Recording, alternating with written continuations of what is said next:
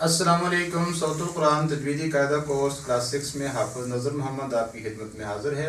آج کی کلاس میں ہم پڑھیں گے جوائننگ سائن ملانے والی علامات. آخری دو علامتیں پڑھیں گے انشاءاللہ. پیچھے ہم نے پڑھی تھی کلاس 2 میں کلاس 3 میں ہم نے پڑھا تھا شارٹ سائن. اس کے بعد ہم نے 6 لانگ سائن پڑھے تھے, پھر 2 سافٹ سائن اور آخری 2 جوائننگ سائن انشاءاللہ آج ہم پڑھیں گے. دوبارہ سے میں ریپیٹ کروا لیتا ہوں. شارٹ سائن 6 کون سے جی؟ حرکات اور تنوین. لانگ سائن کون سے جی؟ لمبی حرکات اور حروف مدہ. سافٹ سائن کون سے ہیں جی؟ لین لیٹرز, واو لین اینڈ یا لین دونوں سے پہلے زبر آتا ہے.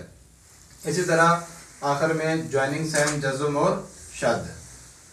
تو آج ہم جزم اور شد پڑھنے والے ہیں جی. یہاں پہ دیکھیں, یہاں پہ جزم اس طرح کی شکل کو کہتے ہیں جو دال کی طرح لکھی ہوتی ہے, اور شد جو ڈبلیو ٹائپ کی شیپ ہوتی ہے اس کو شد کہتے ہیں. جزم اور شد ملانے والی آخری 2 علامات ہیں.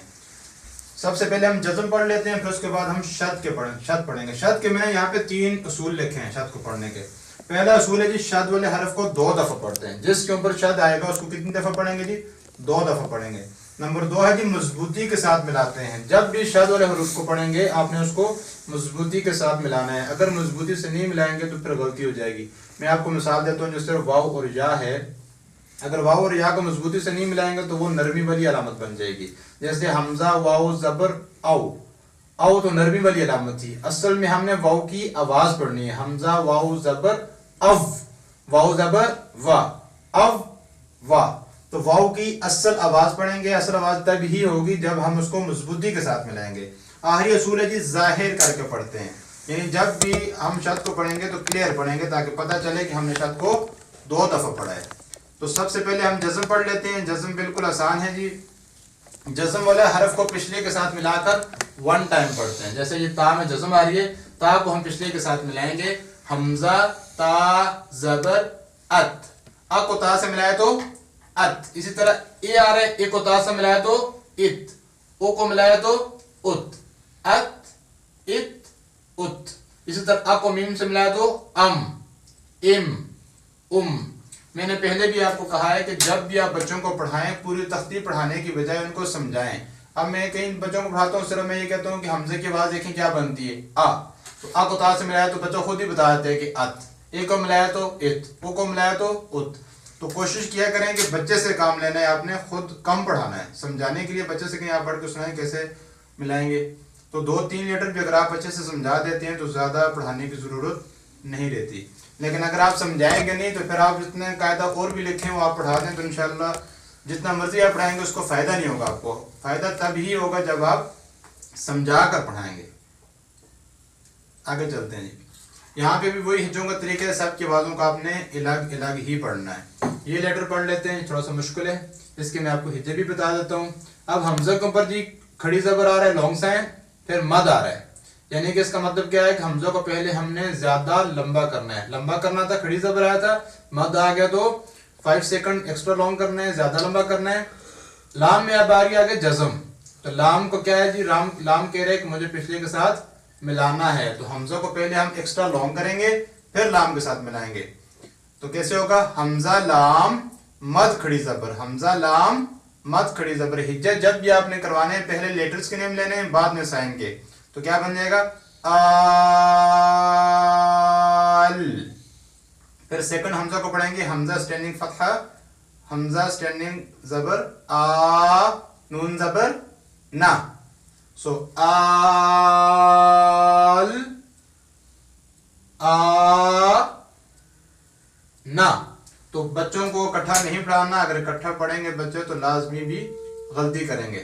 اس کے بعد جی حمزہ ساکن کو جھٹکے سے پڑھتے ہیں. یہ دیکھیں شین کے ساتھ جو آ رہا ہے یہ حمزہ ہے. اگر الف ہوتا تو اس کے اوپر سائن نہ ہوتا تو پھر ہم کہتے ہیں الف, شین الف زبر شاہ, پھر ہم لمبا کرتے. چونکہ الف کے اوپر سائن آ گیا تو پیچھے ہم نے پڑھا تھا کہ الف کے اوپر کوئی بھی سائن ہو تو اس کو حمزہ پڑھتے ہیں. تو اب یہ حمزہ بن گئے, لہٰذا یہ مدہ نہیں رہا, لہٰذا ہم اس کو جوائن کریں گے اور جھٹکے سے بھی پڑھیں گے. شین حمزہ زبر شا, نون 2 پیش نون, شا نون. آگے چلتے ہیں جی, آخری علامت پڑھیں گے جوڑنے والی شد. شد کے میں نے 3 اصول آپ کو شروع میں بتائے, دوبارہ ریپیٹ کروا لیتا ہوں. شد والے حرف کو 2 دفعہ پڑھیں گے، مضبوطی کے ساتھ ملائیں گے اور ظاہر کر کے کلیئرلی پڑھیں گے. یہاں پہ دیکھیں میں آپ کو اسپیشلی واو اور یا کا میں نے کہا تھا، یہ دیکھیں اب واو میں شد آ رہا ہے اور یا میں بھی یہاں پہ شد آ رہا ہے. اب اس کو ہم کیسے پڑھیں گے؟ حمزہ واو زبر او، واو زبر و، او و، او والی آواز نہیں کریں گے، مضبوطی سے ملائیں گے. ایو و، یعنی واو کی اصل آواز پڑھنی ہے آپ نے، ٹھیک ہے. او و اج ین، بچوں کو دونوں آوازیں الگ الگ پڑھانی ہے. اج ین اکٹھا پڑھیں گے تو ظاہر کر کے نہیں پڑھیں گے، مضبوطی سے نہیں ملائیں گے، کلیئر نہیں ہوگا. تو لہٰذا ان سے کہنے ہیں کہ 2 دفعہ دونوں کو الگ الگ پڑھیں، اج اور ین، اج ین، اج یون. تو دونوں آوازیں سیپریٹ سننی ہے تاکہ بچے کو سمجھ آ جائے. اس کے بعد دیکھیں جی نیکسٹ میں ساری علامات مکس آ رہی ہیں. نیکسٹ پیج پہ دیکھیں جی جزم اور شد، دو جو جوڑنے والی دونوں علامتیں ہیں، جزم اور شد دونوں اکٹھی آ رہی ہیں. تو بچے کا پہلے ہی آپ نے ذہن بنا دینا ہے کہ بیٹا دیکھیں جزم اور شد اکٹھا آ رہا ہے تو آپ نے کنفیوز نہیں ہونا. با کو ہم نے 2 دفعہ پڑھنا ہے، پچھلے کے ساتھ جوائن کریں گے. تا میں پھر جزم آ رہا ہے تو اس کو بھی پچھلے کے ساتھ سیکنڈ با کے ساتھ جوائن کریں گے. پہلے بچے کا کنسیپٹ کلیئر کرنا ہے اور اس کے بعد آپ نے پڑھانا ہے. تو تا با زبر تب، پھر با تا زبر بت، تب بت. اکٹھا پڑھے گا بچہ تو پڑھ جائے گا تبت، تو وہ کلیئر نہیں ہوگا. تو اب اس کو سمجھ بھی نہیں آئے گی کہ اس نے 2 دفعہ پڑھا یا نہیں پڑھا.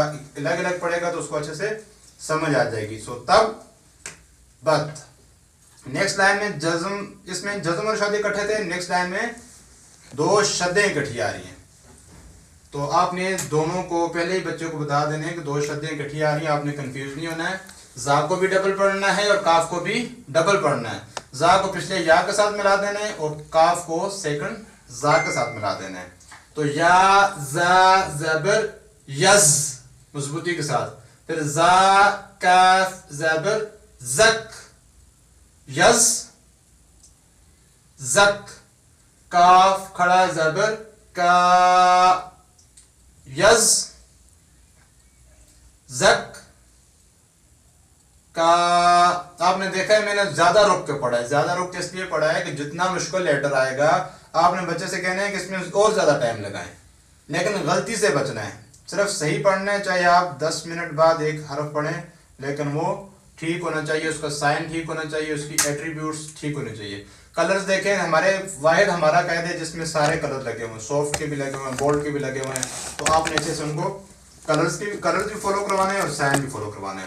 آخری لائن پڑھیں گے جی مد اور شد اس میں اکٹھا ہے. پہلے ہی بچے کو بتا دینا، بچہ ڈر نہ جائے. ان کو بتا دینا کوئی مشکل چیز نہیں ہے جی. مد آ رہی ہے، جیسے پیچھے ہم نے دال کو لمبا کریں گے زیادہ اور با کے ساتھ ملا دیں گے، دیٹس اٹ. جیسے دال با، پہلے لیٹرز کے نیم دال با. الف کا نام پہلے اس لیے نہیں ہے کہ الف یہاں پہ ایز اے سائن استعمال ہو رہا ہے، لیٹر نہیں ہو رہا، ٹھیک ہے.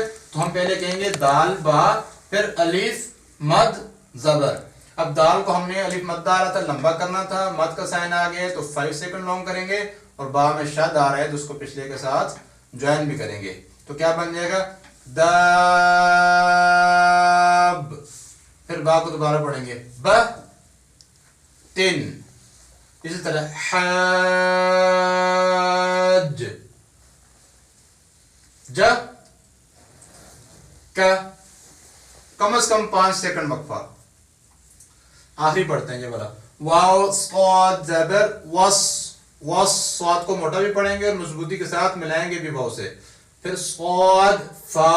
صاد فا مد کھڑا زبر. پہلے لیٹرز کے نیم پھر سائن کے. اب پہلا جو فا ہے صاد ہے وہ واو کے سائن کے ساتھ پڑھا تھا اور دوسرا جو صاد ہے وہ اس کے اپنے سائن کے ساتھ. صاد فا مد کھڑا زبر. صاف وس صاف. فا کھڑا زبر فا. تازے تی وس صاف.